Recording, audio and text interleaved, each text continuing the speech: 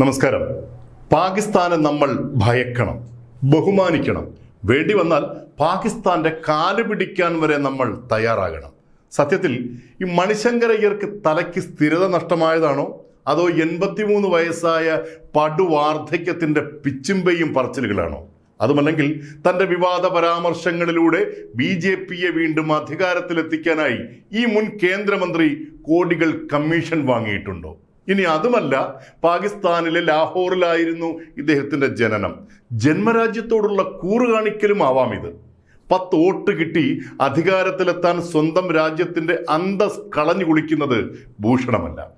ന്യൂനപക്ഷ പ്രീണനത്തിലൂടെ വോട്ടുകൾ നേടാമെന്ന കോൺഗ്രസ് രാഷ്ട്രീയ തന്ത്രമാണെങ്കിൽ അത് രാജ്യത്തിനകത്ത് ഏതെങ്കിലും ഒരു വിഷയത്തിൽ അല്പം വർഗീയത കുത്തിവെച്ചാൽ ആളിപ്പടർന്നോളും. തികച്ചും വ്യക്തിപരമായി ഞാനൊന്ന് പറഞ്ഞോട്ടെ. ഞാൻ എൻ്റെ രാജ്യത്തെ വളരെ ആത്മാർത്ഥമായി സ്നേഹിക്കുന്നു. എൻ്റെ പൗരത്വം എൻ്റെ അഭിമാനമാണ്. അതിൽ രാഷ്ട്രീയം കലർന്നിട്ടില്ല, ഒരു മതത്തിൻ്റെതായ സ്വാധീനവുമില്ല. അതുകൊണ്ട് തന്നെ എൻ്റെ രാജ്യത്തെ ശിഥിലമാക്കാൻ അനുനിമിഷം ശ്രമിച്ചു കൊണ്ടിരിക്കുന്ന പാകിസ്ഥാൻ എൻ്റെ ശത്രു രാഷ്ട്രം തന്നെയാണ്.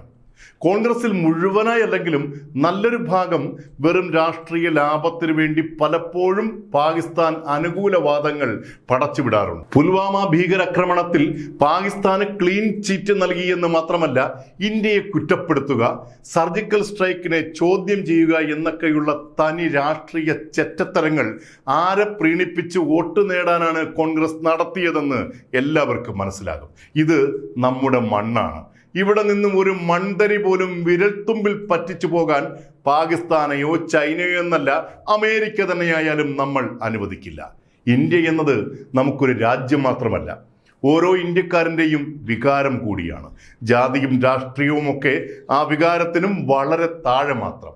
പാകിസ്ഥാനെ പുകഴ്ത്തി മണിശങ്കരയ്യർ എന്ന മുൻ കേന്ദ്രമന്ത്രി സംസാരിച്ചത് മ്ലേച്ഛമാണ്.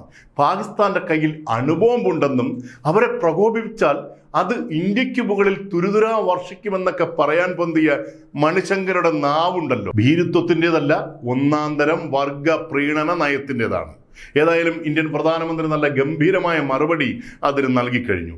പാകിസ്ഥാന്റെ കയ്യിലുള്ളത് അസാധുവായ അണുബോംബെന്നും അത് പ്രയോഗിക്കാൻ അവർക്ക് അറിയില്ലെന്നും അവിടുത്തെ സാമ്പത്തിക മാന്ദ്യം കാരണം ഇതൊക്കെ കച്ചവടം ചെയ്യാൻ കൊണ്ടു നടന്നിട്ടും ഗുണനിലവാരമില്ലാത്തതിനാൽ ആരും വാങ്ങുന്നില്ല എന്നുമായിരുന്നു പ്രധാനമന്ത്രി നരേന്ദ്രമോദിയുടെ മറുപടി. നമ്മുടെ സ്വന്തം രാജ്യത്തിൽ ഇരുന്നു കൊണ്ട് ഒരു പൊതു തെരഞ്ഞെടുപ്പിലെ കേവലം വോട്ടുകൾ ലക്ഷ്യമിട്ട് ഇത്തരം വങ്കത്തരങ്ങൾക്കായി വാ പൊളിക്കുമ്പോൾ അതിലൂടെ നമ്മുടെ സൈന്യത്തിന്റെ ധീരതയാണ് ചോദ്യം ചെയ്യുന്നത്.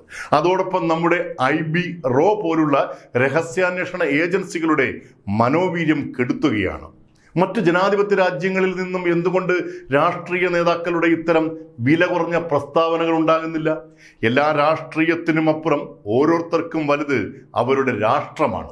രാഷ്ട്രത്തിന്റെ അഭിമാനവും അന്തസ്സും ധീരതയുമാണ്. ഇന്ത്യൻ ജനാധിപത്യ അധികാരത്തിന്റെ ഭാഗമായി ഒരു മുൻ കേന്ദ്രമന്ത്രിയിൽ നിന്നും ഇത്തരം നാണം കെട്ട നിരുത്തരവാദപരമായ വിഷവാക്കുകൾ പുറത്തു വരാൻ പാടില്ല. ഇത് വ്യക്തിപരമാണെന്നും പ്രസ്താവനകൾ കോൺഗ്രസിൻ്റെതല്ല എന്നുമൊക്കെ ഇന്ത്യൻ നാഷണൽ കോൺഗ്രസ് പറഞ്ഞു ഒഴിയാൻ ശ്രമിക്കുന്നുണ്ടെങ്കിലും പലയിടങ്ങളിലായി കോൺഗ്രസിൻ്റെതായ ഒരു ശബ്ദ സാമ്യം മണിശങ്കർക്കൊപ്പമുണ്ട്. അത് ഈ ലോക്സഭാ ഇലക്ഷനിൽ കോൺഗ്രസിനെ പ്രതികൂലമായി ബാധിക്കുക തന്നെ ചെയ്യും.